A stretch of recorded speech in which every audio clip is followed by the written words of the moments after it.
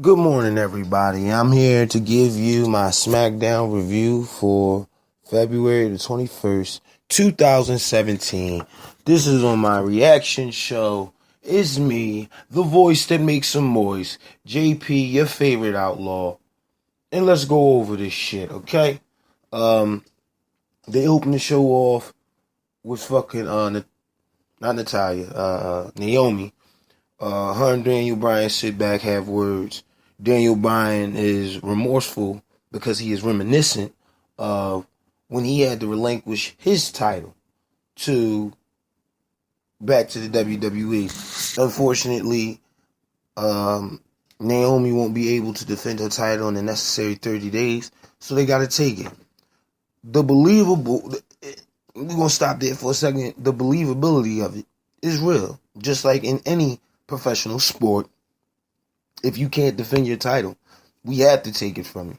Of course, they thought that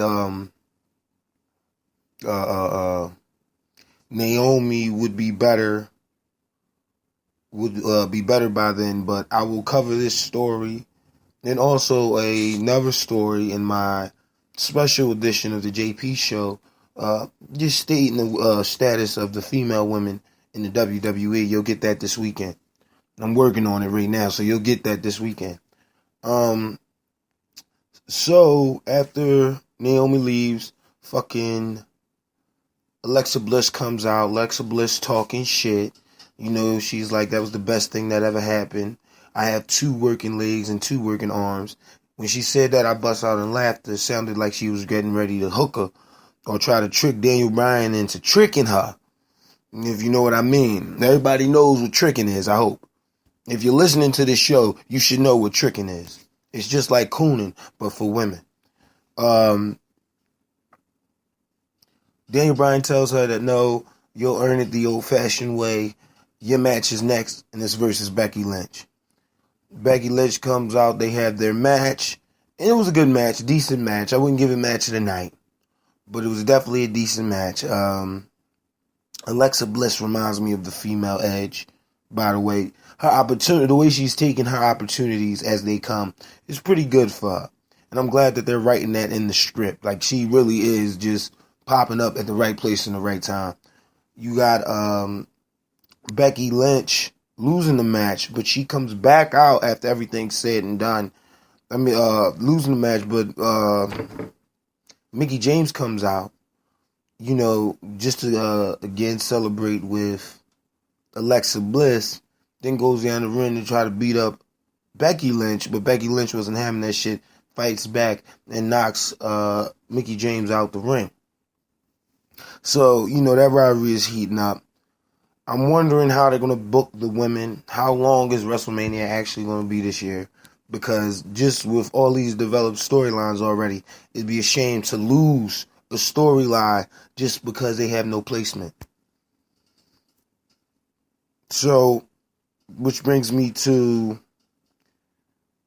the backstage segments with The Miz, Dean Ambrose, and Natalya. Natalya talking shit, of course, about Nikki Bella. Dean Ambrose and The Miz preparing for their main event match tonight, which is a 10-man battle royal for the title. You come up off of that, you got the Usos. Not the Usos. You got the American Alpha versus Breezango.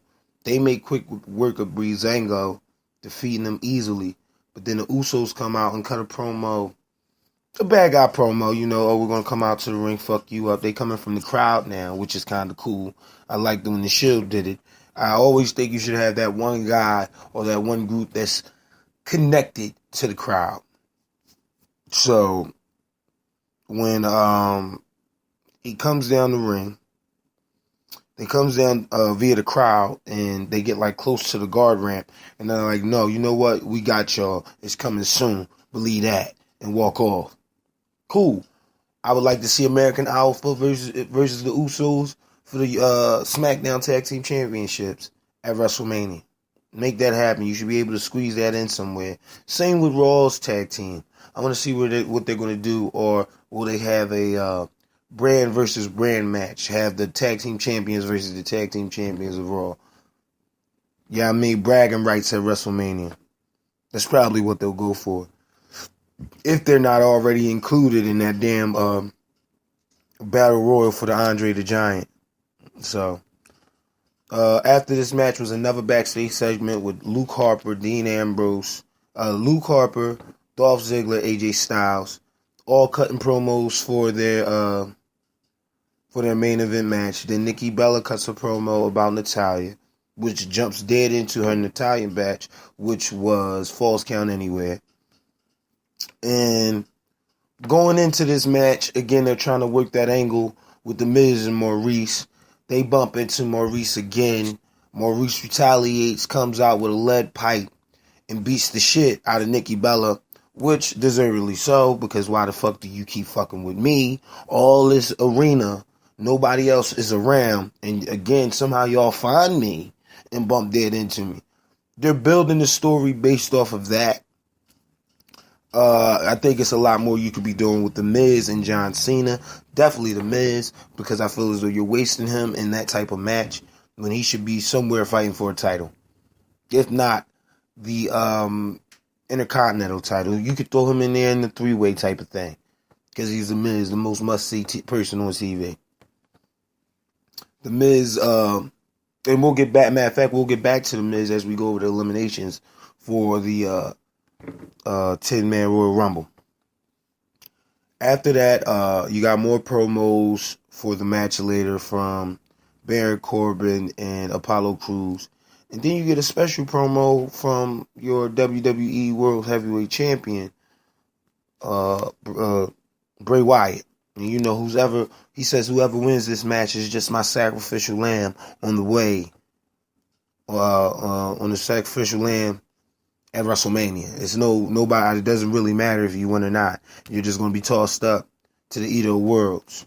So, the 10-man Battle Royal for the WWE number one contendership. In this 10-man Battle Royal, you had Kalisto, Mojo Rawley, Apollo Crews, The Miz, Dolph Ziggler, Daniel Bryan, Dean Ambrose, Jesus Christ, AJ Styles, and John Cena. Of course, Mojo Rawley gets tossed out quickly. Baron Corbin had a couple of big spots in this match. The Miz eliminated John Cena, but The Miz wasn't in the ring. So, I don't know how that's going to work out. Maybe John Cena will be fighting The Miz next week or some shit like that. You know what I mean? It is about that season for WrestleMania, so they do those, they used to do it anyway. They should bring it back. Those past WrestleMania matches that was pretty good, they do again. I think they should bring that back. That was one of the best things about WrestleMania.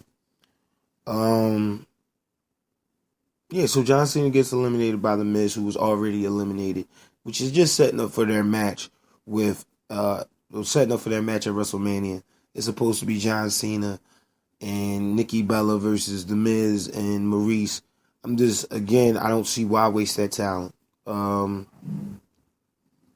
You have after that big spot, you have the last three. I'm gonna give y'all the last three, and I'm gonna just go from there. The last three in the match is Luke Harper, AJ Styles, and fucking Dean Ambrose. Dean Ambrose comes at AJ Styles and tries to take him over the top rope. They hang out on the side of the ring apron. After, playing like they was going to fall off, fucking Luke Harper kicks the shit out of fucking Dean Ambrose, because it seems like Dean Ambrose was about to do a fireman's carry off the top rope with AJ Styles, which ultimately puts AJ Styles back in the ring. It boils down now to Luke Harper and AJ Styles, which was, again, a good back and forth between the two. I think AJ Styles is one of the best workers in professional wrestling right now. And the way he sold Luke Harper's clothesline towards the end of this, because, they was both dangling off the top rope. It was apparent that AJ Styles fell off first. Everybody's seen that. But, they're trying to book it like they both fell off at the same time. So, pretty sure to be like some type of qualifying match next week for the heavyweight title on SmackDown. So let's see where that goes, because I know at some point in time Randy Orton is going to get tossed back in there. I would like to see Randy Orton, AJ Styles, and Bray Wyatt go for the title. They could have a triple threat at WrestleMania. There's no fucking need to put Shane McMahon on the WrestleMania card. You did it last year for shits and giggles. This year, it's no fucking need. You have the talent. That's all I'm saying. And these are my thoughts on fucking SmackDown. All in all, it was a good show. I give the 10-man Royal Rumble the match of the night. Very curious to see what happens with Dolph and Kalisto and motherfucking the super jobber Apollo Crews. Interested in that only because, again, you gotta build Apollo Crews. Kalisto should be in the fucking cruiserweights, but he's over there on SmackDown, and fucking you don't have shit to do with Dolph Ziggler, which, again, he should be. If he doesn't win that 30-man Royal Rumble at WrestleMania, it doesn't make any fucking sense. He's one of the top guys you got. You already are dicking him by not giving him a title, a heavyweight title, and letting him hold it for longer than fucking 2 weeks. Just saying. But as always, I gotta go. Get ready for work and school and all that stuff. Drop my young boy off. Tonight I will give you the reaction shows, a review of NXT. After the NXT review, I might even do like I said, I'm still working on the gameplay. I'm right in the middle of recording all of the Raw tournament for the Universal Championship in my Universe mode. You can tune into that pretty soon. As long as when I post it on my YouTube channel, I'll put blogs up, let motherfuckers know that this is happening. Okay? As far as the show wise, we're still rocking and rolling. Slow motion is better than no motion, so I'll take that with a grain of salt. As always, be safe, take care of one another, and don't be petty. Peace.